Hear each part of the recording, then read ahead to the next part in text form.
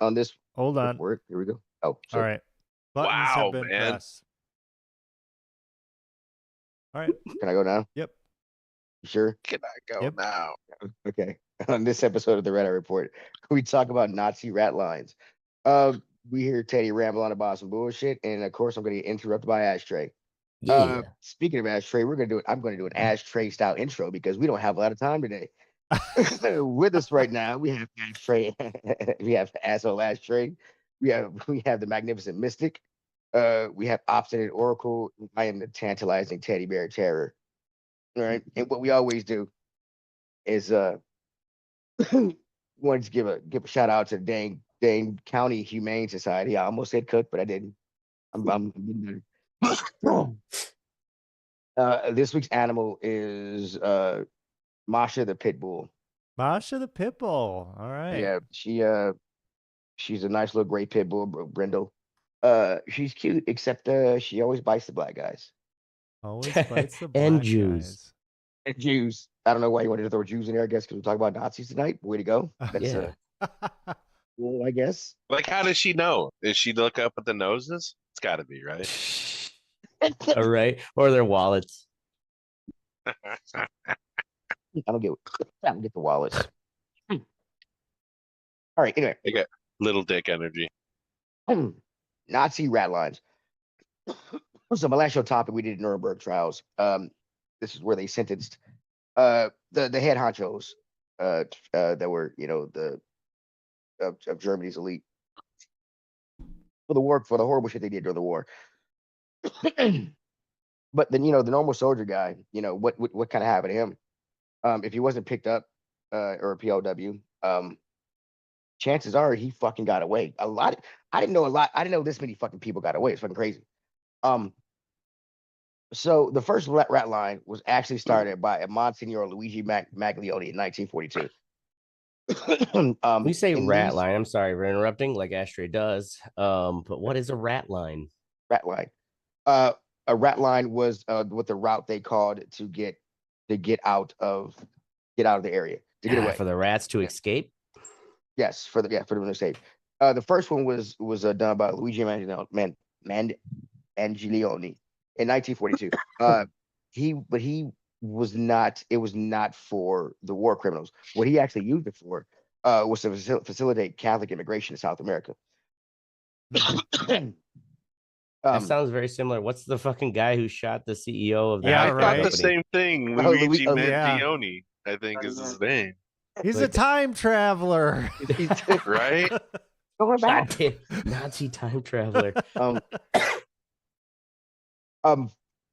So they kind of got the name rat lines when they try to use them for these war criminals getting out.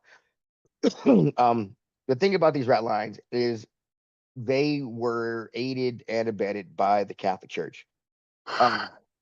Now, this is not to say the whole Catholic Church. This is only a few priests. Just the higher ups. Only a few Just the priests, Pope. just like the rapists. Yeah. I didn't know this, but fascism and the Catholic Church kind of got along. A little.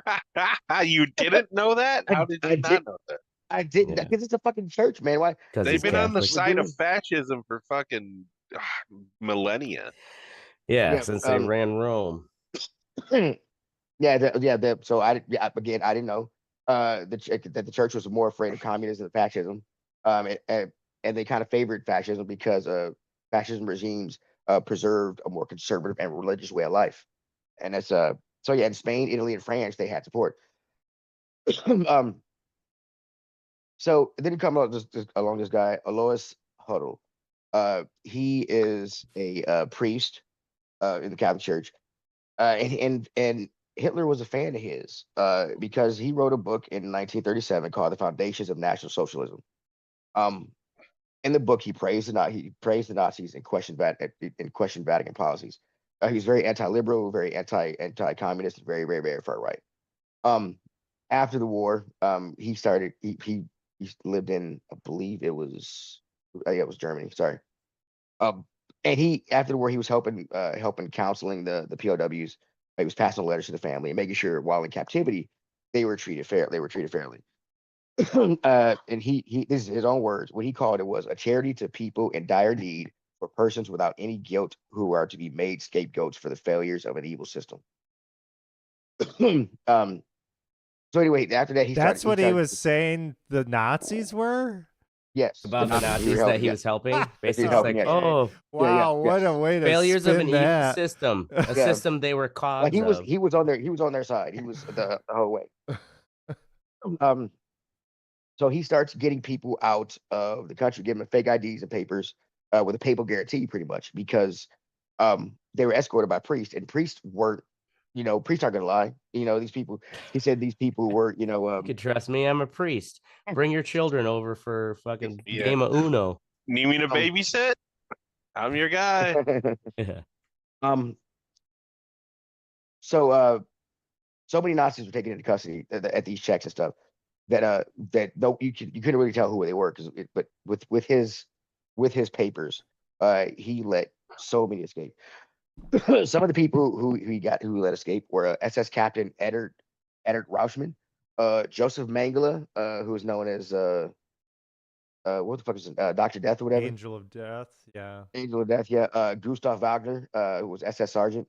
Alois Brunner, who was in charge of deportations from France and Slovakia to concentration camps, and Adolf Eichmann was also he helped him escape also. So where did did they have a specific location that they were going to? We're getting there. Oh, okay.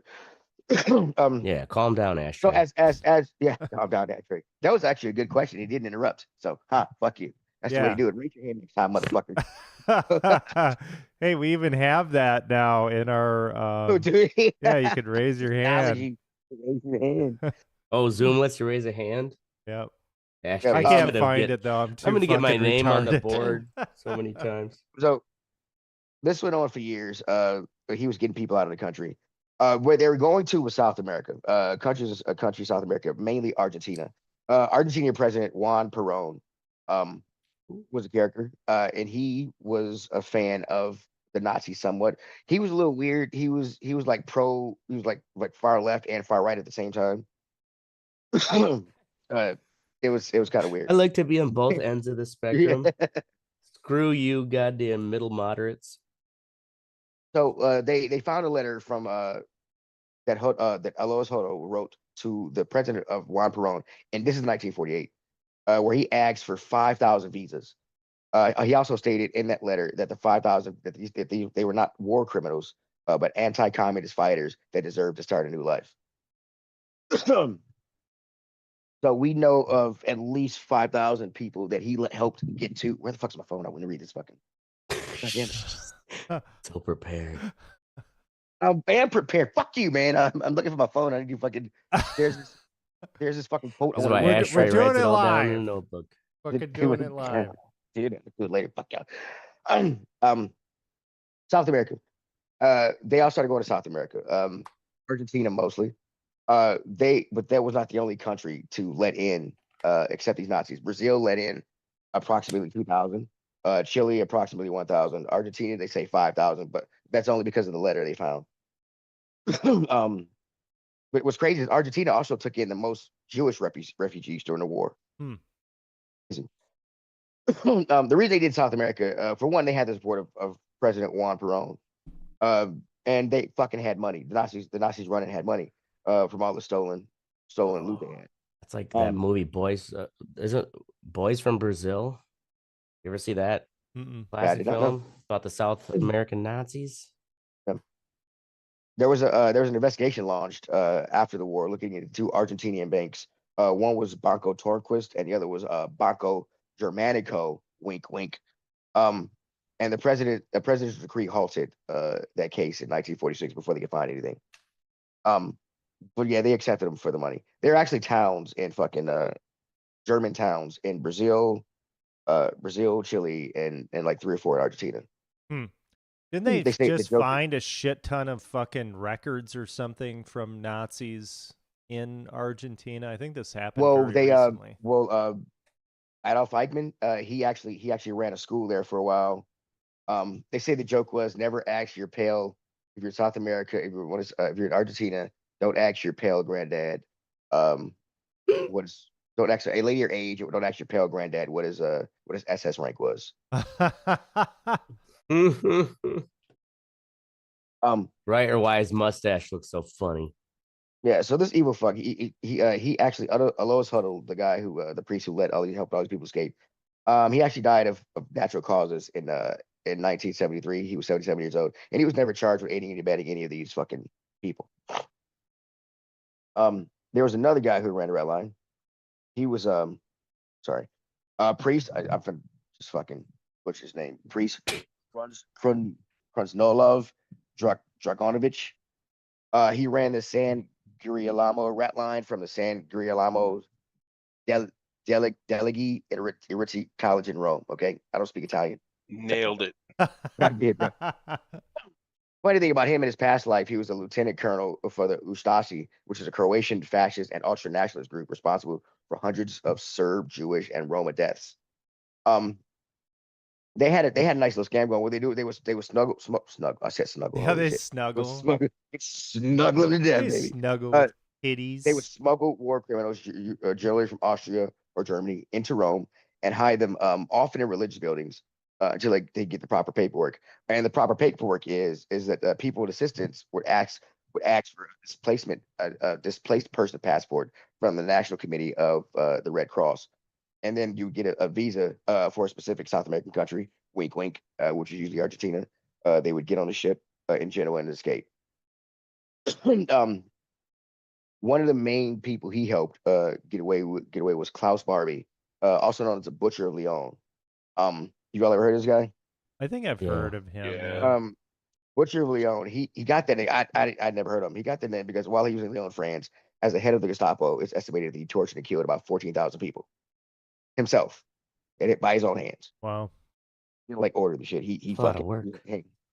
That is a lot of work, right? That's a lot of blood on your Can't hand. expect your employees to do anything that you're not willing to do yourself. That's true. If you want a job done right, you got to do it yourself. Yeah. And he's like, you know what? There's so much blood in my hands, they'll never be burn clean. those Jews to death. We're gonna circle back to him because it's funny where he ended up. Another way that people got out were the scientists and engineers were actually taken by other countries. I mean, we took a lot of Operation Paperclip, where we took a shit ton of scientists and engineers. The British actually had a unit called the T-Force, great name for a British group. And their job was to kidnap. Yeah, they kidnapped German scientists and engineers in what they called enforced evacuation.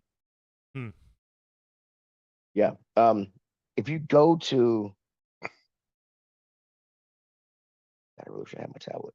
What a British way to call kidnapping. Say kidnapping. Enforced evacuation. Yeah. I wasn't ready to evacuate myself. So Klaus Barbie, the guy also known as Butcher of Lyon, he actually went to work in 1947. He got caught and was recruited by the U.S. Army Counterintelligence Corporation to help with anti-communist efforts in Europe. So we recruited him to work for our counterintelligence agency. France found out one, he was alive after what he did in France. Two, that he was being fucking sheltered by the Americans. They were not fucking happy. And mind you, this is in 1947. They wanted him hand him over. And the United States, we did hand him over in 1983. Wow. Damn. Apology. Fucking 40 years. Hey, they didn't say when. So They said hand him over. Was he alive when they handed him over? He was alive. Okay. He was just a box of bones. Right. Here you go. He actually he got life imprisonment and he died in 1991. And what year did they hand him over? When he went to France, he got life imprisonment? And what was the year again that they handed him over? 83. We got him in 47. We handed him over in 83. 83, and he died in 91. He died in 91, yeah. So 8 years in prison. That life sentence. Yeah.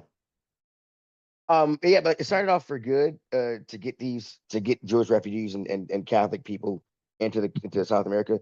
But they turned it around, so I get war criminals out. If you go to that first I think that's the right page, right?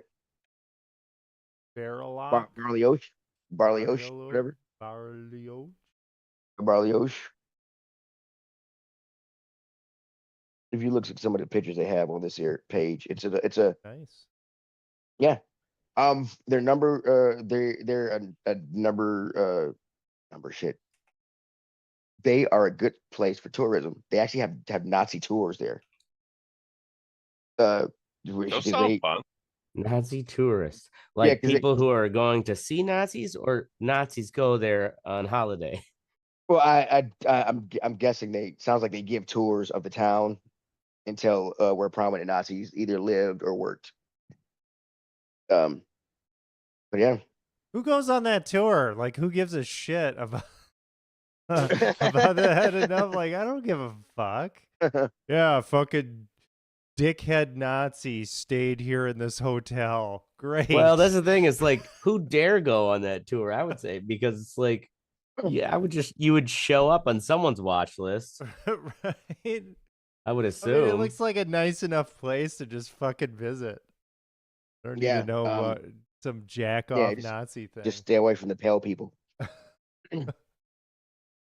Yeah, but they say about 10,000 were escaped to but you can't really, we don't really know the exact number, and a lot of people think that number is conservative, like extremely low.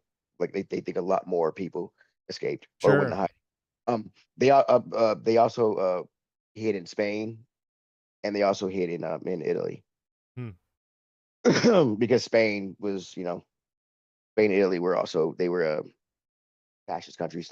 It kind of caught on there. What rank do you think Gisele Bündchen's granddad was? I don't know. There ain't no way she's Argentinian. You know what I mean? Yeah. Or Brazilian or whatever she is. She's way She'd too be like, European. these are my papers. I wear a lot of sunscreen. Yeah, you do. I want to find my phone, but that is my topic there. That's your topic? That's it? Yeah. Well, I got like 40 minutes, bro. I'm gonna short it down. Why we gotta shorten it down? You gotta shorten it up. Because Zoom only allows you 45 minutes. Yeah. Oh, no shit. No shit, Ashtray. No shit. Yep. No shit. So we're gonna move on to the sexy part of the show. And this is where we tell you guys oh no, I found it. I found my phone. Let me see this president said real quick. Hold on. Wow. This is the Perón guy. He said that in Nuremberg at that time, something was taking place that I personally considered a disgrace and an unfortunate lesson for the future of humanity. I became certain that the Argentine people also considered the Nuremberg process a disgrace, unworthy of the victors who behaved as if they hadn't been victorious. Now we realize that they, the Allies, deserved to lose the war. So he also was on the side of the fucking Nazis. But yeah, what's that? You do. Yeah, I mean, why not? They were nice people on both. They're some people. Yeah, so long as you were the right race. I'll bet 3 out of 4 of us would have gotten along with them. All right. Shit. I am a pragmatic bastard. I would have played along to get along. Yeah, well, yeah. You want to survive, Yeah. We're gonna start off with Oracle for what's sexy. Pacific Drive. Pacific Drive. Tried this game out. Pretty interesting. So it's like this sci-fi thing where you're in the zone in the Pacific Northwest. Always a zone. Yeah, and you've got this like station wagon that you've got to fucking like survive and get through this. Oh, I've seen that one. You gotta. Oh, that game looks kind of cool. Yeah, and you gotta fucking repair it and do all this shit, and it's pretty cool too because like these portals open up and shit. So you're fucking driving through, and the landscape is upheaving. There's all this fucking weird like alien stuff going on. Super cool. There's a lot of like books, like materials and things around that you can read that really adds to the atmosphere. It looks great. Mhm. The driving's fun. In the station wagon. Normally, I don't get into like crafting games, and this is definitely one of those. You're going out scrapping materials from like old cars or fucking buildings and shit, and then you're using those to craft upgrades and repairs for your vehicle. Pretty cool. What year does this like storyline take place? I think it's relatively contemporary. Okay. But it's like I say, like a old wood paneling station wagon. Yeah, it's just like you're of all the abandoned cars. This is the one that works. Yeah, it's pretty fucking cool. It's on all. Now, the is it a zombie platforms. apocalypse type thing, or Not a zombie? No, it's more like a science anomaly kind of thing. Yeah, science anomaly kind of thing. Yeah. So it's got some really fucking cool, like just scenery and ambiance and everything. it looks very creepy. Yeah, it's creepy. And just kind of keeps things moving along. It's neat. I now, is recommend it like everyone's dead? Pretty much. There's only a Pretty much. few people that are like guiding you on the radio. Like, and there's this garage. There's this scientist lady that like you go to her garage and she's kind of got these upgrades and stuff to try to get you out of there. So she's like, but she doesn't really give a shit about you. So she's like sending you into these really dangerous situations. It's pretty fucking neat. Word. Now, are there any, at least from what I'm watching here, like, are you actually fighting shit, or is it more No. just like trying to salvage materials in a real creepy area, and the environment will fucking kill you. So you've got. Now, when you say that, wait, I was like, animals? What? No, not animals necessarily. What are you fighting against? So like these anomaly type things, where the actual like fabric of the universe is like being torn apart and being rearranged. There's stuff like that. There are like some robot type things. I haven't fought them. I don't think from what I've encountered, I don't think you would have like a gun or something that you would be like shooting. Is it more just you have to avoid these anomalous? You got to avoid them, or you got to fucking like accept the risk and get through, like survive and have the materials to be able to repair your car, and yourself too. You got to, med kits and shit. And it's pretty cool too, because you got lights, you've got fucking wipers, you got to put your car in drive, you got to start your fucking car. Pretty neat. They've done a good PC? job on that. I'm playing it on PC. It's available. I don't know if it's on Switch, but it's on all the other platforms. Word. Up next, we have Mystic with Little Lord Fentanyl. That's a great band name. Mystic? What? Mystic? Yeah, I'm back. Don't. This I don't even know what's what's sexy, man. I'm fucking Little Lord Fentanyl. Little Lord Fentanyl. Yeah. Yeah, it's the new Primus song. They got a new drummer. Their old drummer quit, but this guy is a lot like I don't know if you guys. None of you probably Ashtray. Ashtray is probably the only one that ever listened to Primus, huh? Oh, it only just Ashtray, you'll ever listen to Primus? Oh. Anyway, they had an album called The Brown Album years ago, and they had a drummer named Head, and the dude was just amazing at fucking cymbal work, man. And this guy is a lot like him, and it sounds cool as shit. Maynard's on the track, so yeah. I mean, that's about it. Check it out. Wasn't Primus? Was Primus the one who did South Park's intro? Yeah. Yes, they did. Yes, it's their bass, really. Right. Signature. Boom. Check them out. Up Word. next is me with Dungeon Crawler Carl. It's a new book series I found. I'm a giant fucking nerd. I'm a big fan of lit RPG books. And this one, I stopped listening to it for a while because, I can only listen to so many of those kind of books. But this one Audible suggested this one. and I checked it out, and it's actually pretty good. It takes a different spin on it. This one, the premise it's most worlds are seed worlds by these aliens. They come in and they come and harvest the world. Anybody inside pretty much is killed and crushed and harvested. Anybody outside, they have an option of going into a dungeon. Now, what's that mean, inside or outside? If you're anything with a roof, when they harvest the planet, everything is crushed and taken out to the core. And so if you're inside a building, you wouldn't have been crushed. Right, but if you're outside, there's no trees, there's nothing, just flat terrain.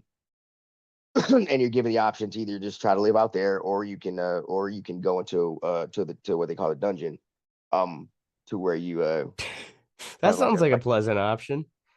I'll sign up for the dungeon. And you get food and board. You get free food and everything else, and you're it's like a fantasy type thing, and your goal is to get to the 18th floor to get freedom. But the thing is, because that these aliens do it, they turn it into a game show that's watched around the galaxy, pretty much. So all these different alien races are watching you kill or be killed or blah blah blah to try to get through this dungeon. And it's a cool little take on it. So yeah. Do they tell you what it means by you get to gain freedom? Because if the world's already flattened, it does go into that. It's the freedom you gain. You start getting options for contracts at the 10th floor if you make it that far.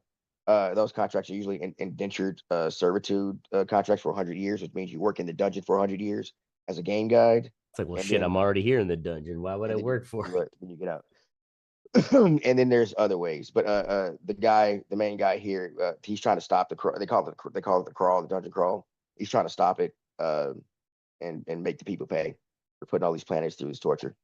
Aliens. Fucking aliens. So sorry, but what was the genre you said this was? RPG lit or something? RPG, yeah. So is that just a genre for things that are like books, kind of as if a Dungeons and Dragons, like RPG? Yeah. That kind of thing, yeah. Where the character has stats and things and. Oh, yep. Okay. So stats are actually involved. It's not just a fantasy. Right. Yeah. Like the characters usually have a stat page and stuff, and that they can somehow see or bring up or that kind of thing. Yes. So yeah, a lot of fantasy. We're gonna move on to Ashtray next with the president's new motherfucking plane, bro. Yeah, you boys see this fucking palace in the sky? This fucking Daily Mail's got some pictures on the inside that looks pretty. Oh fuck, we only got 6 minutes left. Only 6 minutes? Yeah. 6 minutes, 37 seconds. Better fucking hurry up, then. I mean, really, bro. Come on, man. All right, let's just say the president's new plane is sexy, and it's actually even pissing off people on his side. Yeah, see that shit. Yeah. Wow. Moving on. It's got to be a fucking what do you call it? They're gonna have so many bugs in it. Dude, security risk is something. I mean, dude, that's the main fucking secure browser just blocked 430 fucking cookies and ads and shit on this fucking site. This Daily Mail. Oh yeah, really? Yeah. It's a UK tabloid, basically. Jesus Christ. But it has pictures of the inside. It does. It's definitely swanky looking. We're gonna go to fuck. What you think? We're gonna start off with Exxon Honda. Exxon Honda, yeah. Go to change the wife's oil over the weekend. Everything was fine. This filter, whatever she got from the car shop, was like, oh, well, that's not a brand that I normally would have, but whatever.